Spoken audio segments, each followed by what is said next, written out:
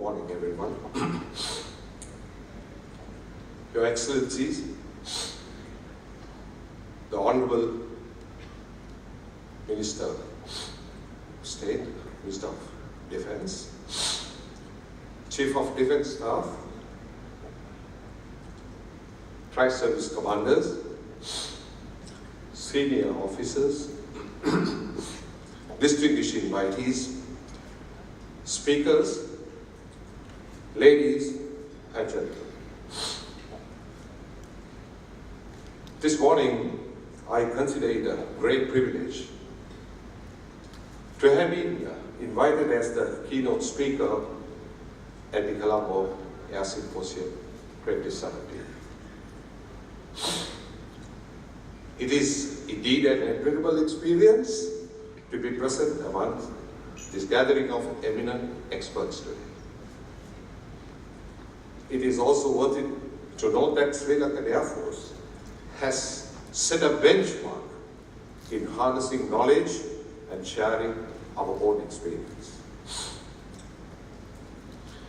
Asymmetric warfare, and more generally, the violent attacks we have seen in recent times,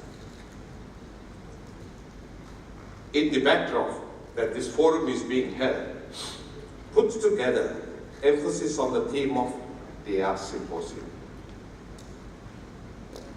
I would like to make this opportunity to also express my sympathy over the last week's shooting in Las Vegas, which claimed 59 lives approximately, and many others who were injured. Though still debated to be a terror attack or otherwise, the nature in which the attack was orchestrated has become a warning in how unconventional actors could engage in such acts as to destabilize societies by being viable asymmetric opponents to the established system and the law and order.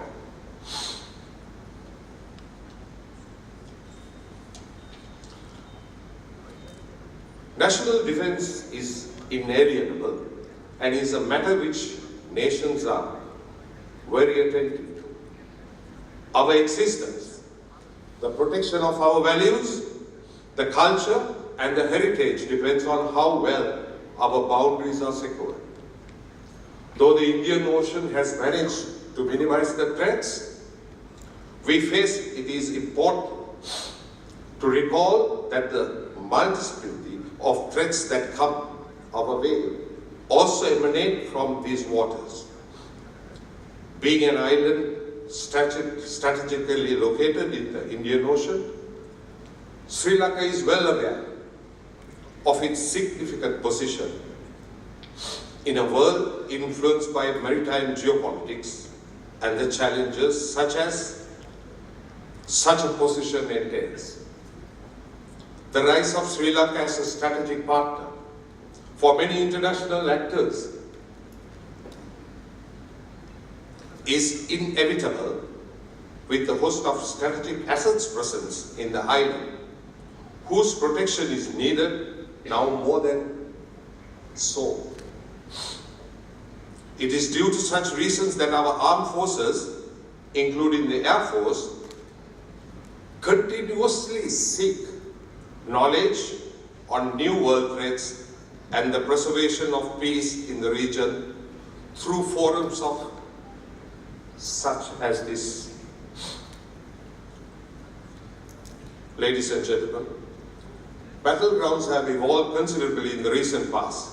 Conflicts have transformed land, sea, and the air to cyber and space spheres. No longer required are the manpower and the machinery to serve one's cause or nation's interest. A touch of a button now has the capacity to create widespread chaos. The proliferation of cyber weapons and the rapid growth of autonomous weapons systems is another cause for concern. These relatively new fields of warfare are yet to be defined under the legal framework. Organs such as the UN along with its member states, should strive for the regulation of such advancements through international law. Nations are at a desperate race as of now to develop their cyber and space capabilities. And it is of no doubt that this is done with the intention of furthering their national interests and in increasingly competitive global setting. In such a context, Sri Lanka must find its footing while ensuring that our interests and survival go hand in hand with the greater global peace. While these changes occur on global scale, another phenomenon has found its place in the global security environment. The dominance enjoyed by the conventional military is challenged by the adversaries with more creative approaches. Such adversaries depend on asymmetric approaches that target the military weaknesses and undercut their advantages. Unconventional forces are not the only ones to embrace these approaches. Traditional power also seek asymmetric capabilities through the use of non-state actors, thus adding complicities to the non-traditional warfare. Examples in this regard are in excess to be mentioned, and Sri Lanka too has been a victim of such strategies. Therefore, Sri Lanka is aware of the dynamics of asymmetric warfare. Asymmetric threats come in all sizes, from all dependent local groups to large multiple national operational organizations. The wars between unequals, now labeled as asymmetric warfare, is not something new. In every era, forces utilize technology along with innovative tactics to challenge the strong, while the strong are bound by laws and codes of conduct of war. By analyzing the conflict in Sri Lanka, if I may, it can be seen that the LTT was able to leverage their vulnerabilities by using strategies pertaining to asymmetric warfare, operating in small covert groups and having no recognized sovereign territory or population to defend. Asymmetrically, adversaries such as LTT engaged in violent, lethal activities with far less risk of being overwhelmed by reprisals that nation state might face. Asymmetric threats should be therefore understood as a strategy by which the inferior actor exploits asymmetric strategy to gain superiority. Generally, the law disciplines the conduct of war, reduce unnecessary suffering and destruction. Law has become a flexible strategic partner for both military and for humanitarian seeking to restrain the violence. The relationship between modern war and the law is made complex by today's asymmetric conflicts and by the loss of a shared vision about what the law means and how it should be applied. This, I emphasize, leads to selective or disproportionate application of law to some parties to a conflict. Thus, the unconventional adversaries tend to take best advantage of these circumstances. The terrorist organizations threaten global security today in all aspects. There are ever-growing capacities in terms of conventional and unconventional weapons. Their ability to exist in a plethora of platforms and not to be geographically limited to a region has put the safety of non-combatants at risk. Ladies and gentlemen, the social media provides a hospitable environment for the dissemination of propaganda and disinformation and the manipulation of our perception and beliefs. In recent times, the search of fake news, which is used as a tool in information warfare by both state and non-state actors, who use such disinformation to pervert the truth and perhaps even change the political directions of countries, have been observed.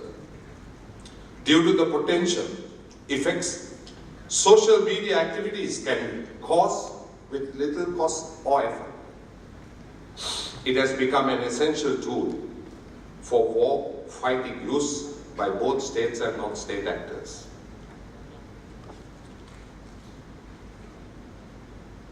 Methods used to shape the opinions of populations are becoming sophisticated since the rapid advancement of such modes of communication.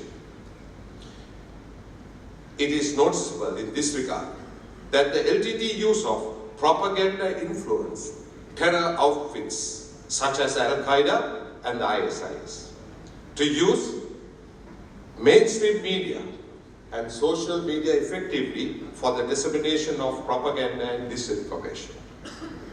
The asymmetric tactics too are spreading beyond traditional domains. Potential attacks in cyberspace perhaps best illustrate growing asymmetric warfare. This threat is true to individual actors too, whose acquired knowledge in IT could be channeled to disturb the peace and active objectives of organizations they represent.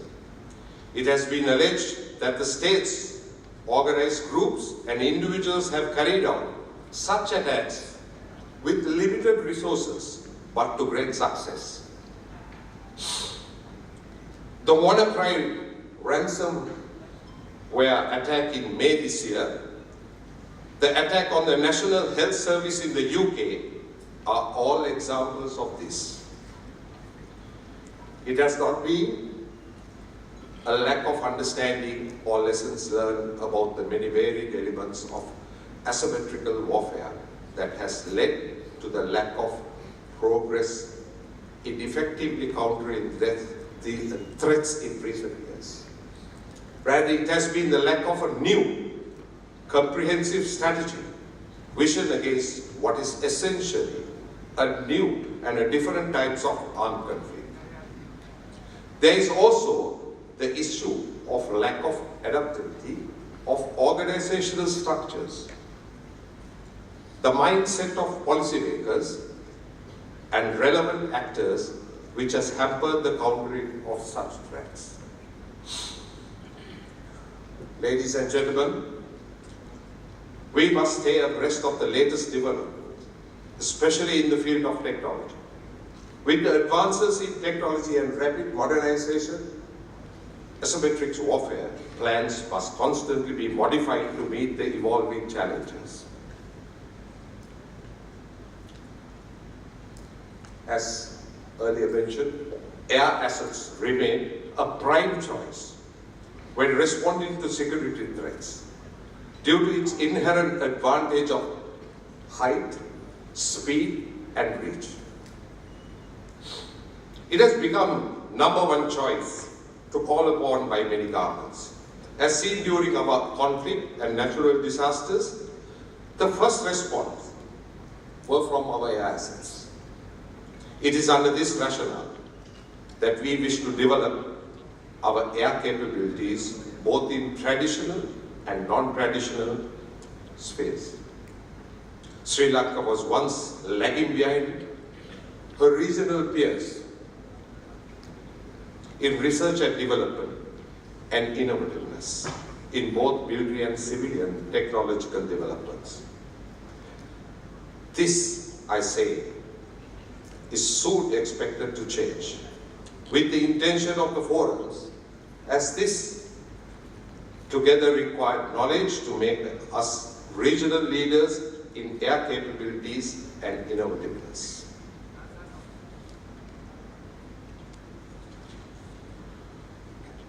I personally is confident that the Air Force would take with it the input received at this forum and use it as an impetus to initiate capacity building to match the modern security threats. The present threats and the geostrategic importance of Sri Lanka has called for the establishment of Naval Air Force Wing to secure our waters with greater surveillance and striking capabilities. It is with this vision that the Sri Lankan Armed Forces have been supplied with a number of naval crafts with HLF facilities. It is also under the same rationale that a joint naval command with the Air Force has been recommended along with a joint communication network that would seek to build air and maritime capabilities. Such network would work hand in hand with the Air Force intelligence, surveillance and reconnaissance systems that will be modernized to better improve maritime domain awareness. This would also lead to a better centralized command, control and intelligence structure to develop, enhance situational awareness. Research and development has become a priority for the Sri Lankan Air Force. Since Sri Lanka was able to indigenously develop and utilize the UAV during the ELA wars, to a certain extent, attention will be paid to the improvement of such devices with the experience we have already acquired. This is done with the view that the unmanned aircrafts are a leading feature in future air battles and surveillance sorties. Such advancements in our research and development in the defense and security sector would be used for the benefit of the public too. I believe partnerships made in forums such as this with our international partners would aid, assist us in realizing these ambitions.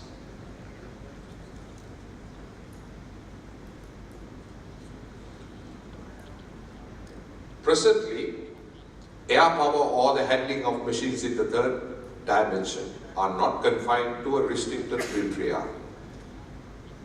This poses many advantages as well as many challenges, thus making the theme of this year's symposium, air power in addressing asymmetric threats, more relevant and apt to be deliberated so that we can forge ahead together with a common understanding.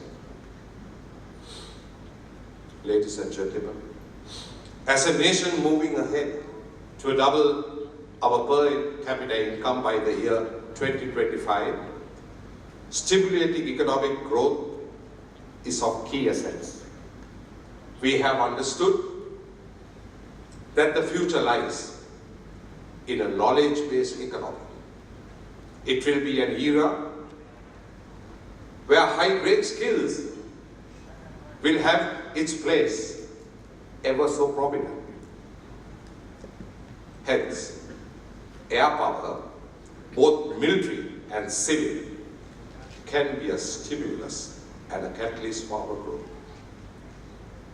Being proactive will be advantageous and will keep our adversaries guessing. It is needless to highlight that ingenuity and innovativeness will always hold the edge.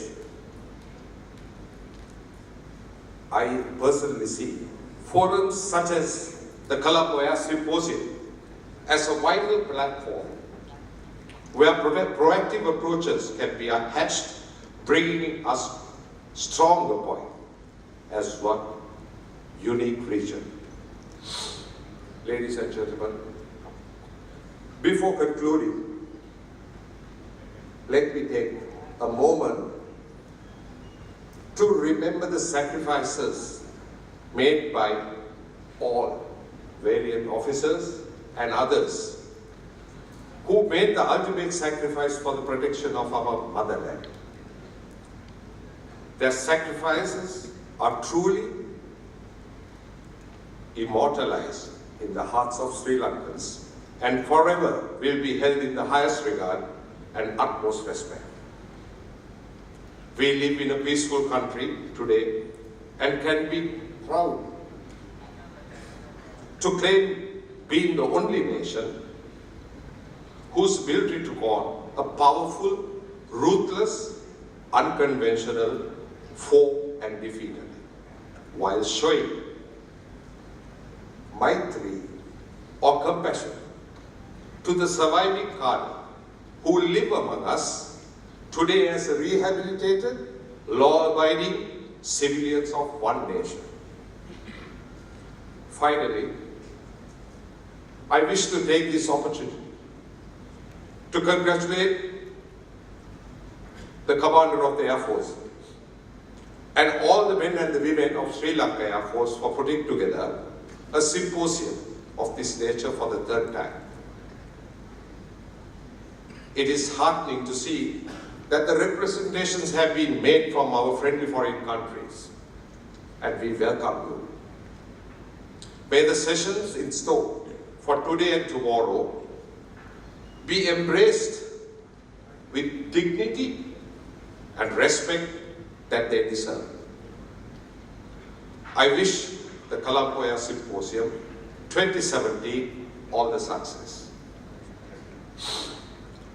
Ladies and gentlemen, allow me to conclude with a quote from Winston Churchill, whose pioneering vision in defense and state security made him one of the greatest wartime leaders the world has seen.